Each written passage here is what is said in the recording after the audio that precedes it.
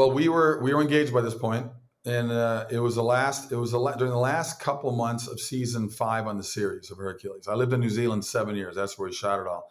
I was having all kinds of problems with my left arm. My fingers were numb in my left hand. I couldn't. It was really weird. But I was doing most of my own stunts because I loved doing it. My ego said that I could do it, and it was just because I was a jock. I was a football, basketball guy growing up, and it was just fun to do it. It made the show fun.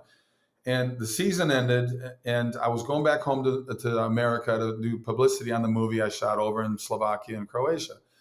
And I got to New York, and I was doing Letterman and all these different talk shows. They sent a doctor to my hotel room because my arm was on fire. His name was Dr. Dye. Okay, number one, change your last name. No. Okay, you're a doctor. We don't care how that's spelled. I That is know, not the right name. exactly. It's like, you got to be kidding me. Take your mother's maiden name. But anyway, he said, I think it's cardiovascular. This could be serious. You better check it out. I went to see my doctor back in LA when that part of it was done over on the East Coast. He found a lump way up here. Well, he thought it might be cancer. He didn't tell me at the time, but he wanted to do a biopsy on it. Before the biopsy next day, I went to see my chiropractor. Now I'm laying on his table. He's working on my shoulder. He says, yeah, you got something going on here. It's kind of weird. A voice in my head said, don't let him crack your neck. Now this is weird because he's never cracked my neck in 8 years. I don't like my neck cracked. Any new chiropractor is the first thing I say. Do not crack my neck. Right. So he knows that. I've been seeing him 8 years. The voice gets louder. Don't let him crack it. Well, he goes like that. That ended up being an aneurysm that was spitting out blood clots periodically, suffocating the flow in the fingers, making them cold and numb for all those months. Well, that crack, it's something called, that neurologists call retrograde flow, because it was so close to the artery feeding in that was feeding out to the arm that it sent clots into my brain. I suffered 4 strokes.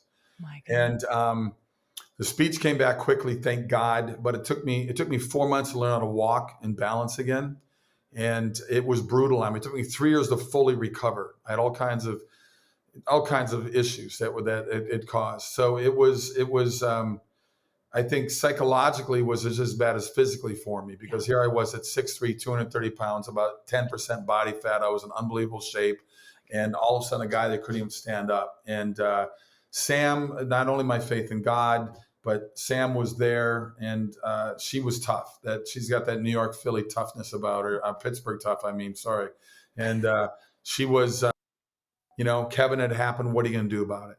And I pushed myself, and like I said, it took me 3 years to feel normal again. I know I still have a 10% loss in each eye. In my upper right quadrant, I have a 10% loss of vision.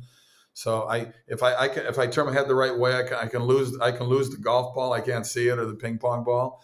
But I suffered vertigo, panic anxiety attacks. I suffered dizziness. I suffered all kinds of stuff for so long.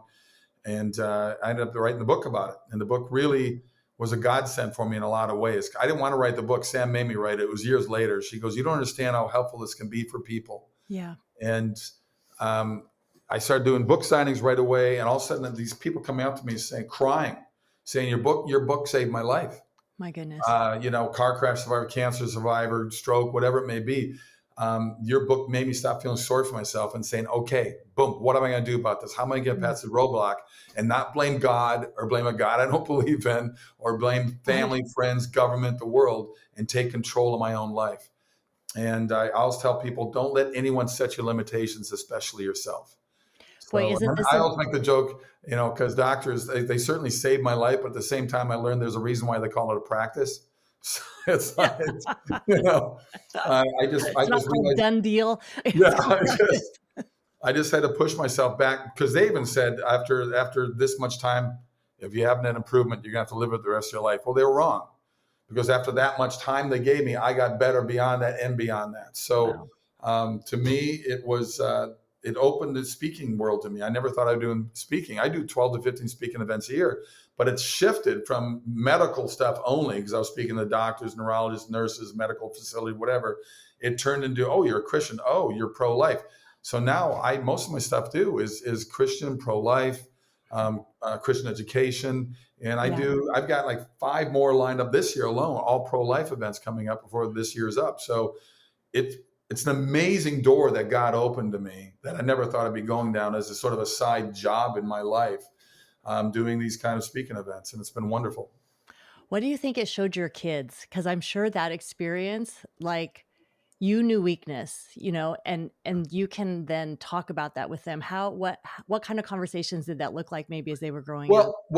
I didn't have kids yet. We weren't married yet Yeah. at this So kind point. of like having that experience when your But kids go but through tough yeah, times. well, Yeah. and I think the biggest thing was for me patience. I was always Mhm. a very impatient person. I was working 18 hours. I mean, 14. I was 18 hours door to door on Hercules. 18 hours. I was living off 4 hours of sleep for 5 years. My 4 hours. word. I stopped. I'm sure there was dreams. I have no recall of any dreams because the minute my head hit the pillow, my alarm would go off, and I'd get up to do it again. Another 14-day on set, and hour driving location, 2 hours lifting weights, hours driving back. I mean, it was a weird existence, but I loved it. I loved being on set. They're my family, and I loved doing that show. Yeah. So the last 2 years were tough for me when I went from 14 hours a day to 1 hour a day on the set. When I first got back 4 months later to 2 hours, they slowly built me up because I couldn't really do much. I was still Wow. dealing with so many issues, but it taught me patience. It taught me, when they come to talk to me, it's like, boom, and I'm focused on them. I say, don't ever, it's like my dad. My dad always instilled hard work in all five of his kids. So I put that into them as well. And I said, don't rely on government. Don't rely on other people. You have to rely on yourself.